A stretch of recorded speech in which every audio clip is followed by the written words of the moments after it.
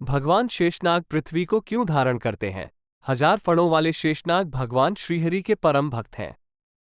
वे अपने 1000 मुखों और 2000 जिह्वाओं, सांप के मुख में 2 जीभ होती हैं, से सदा भगवान श्रीहरि का नाम जप करते रहते हैं। भगवान शेष सेवा भक्ति के आदर्श उदाहरण हैं। वे भगवान का पलंग, छत्र, पंखा बनकर श्रीहरि की सेवा करते हैं। गीता में भगवान श्रीकृष्ण ने नागों में शेषनाग को अपना स्वरूप बताते हुए कहा है, मैं नागों में शेषनाग हूं। भगवान शेषनाग 1000 फणों वाले हैं, कमल की नाल की तरह श्वेत रंग के हैं, मणियों से मंडित हैं, नीले वस्त्र धारण करते हैं। उनका ये संकर्षण विग्रह समस्त जगत का आधार है, क्योंकि संपूर्ण पृथ्वी भगवान शेष के एक फण पर राई के दाने के समान स्थित है।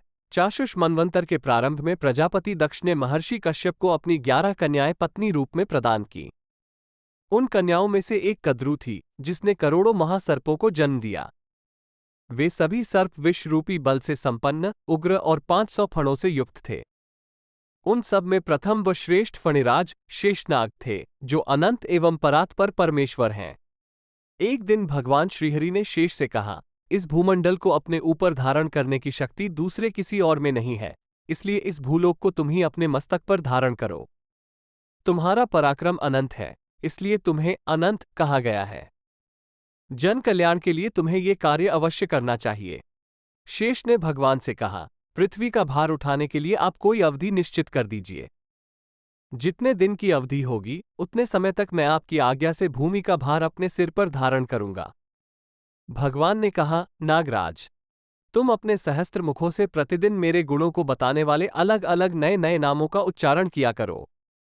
जब मेरे दिव्य नाम समाप्त हो जाएं, तब तुम अपने सिर से पृथ्वी का भार उतारकर सुखी हो जाना। 1000 फणों वाले शेषनाग भगवान श्रीहरि के परम भक्त हैं। वे अपने 1000 मुखों और 2000 जिह्वाओं, सांप के मुख में 2 जीभ होती हैं, से सदा भगवान श्रीहरि का नाम जप करते रहते हैं। भगवान शेष सेवा भक्ति के आदर्श उदाहरण हैं। वे भगवान का पलंग, छत्र, पंखा बनकर श्रीहरि की सेवा करते हैं। नागराज शेष ने कहा, पृथ्वी का आधार तो मैं हो जाऊंगा, किंतु मेरा आधार कौन होगा? बिना किसी आधार के मैं जल के ऊपर कैसे स्थित रहूंगा? भगवान ने कहा, तुम इसकी चिंता मत करो। मैं कच्छप बनकर महान भार से युक्त तुम्हारे विशाल शरीर को धारण करूंगा। तब नागराज शेष भगवान श्रीहरि को नमस्कार कर पाताल से लाख योजन नीचे चले गए।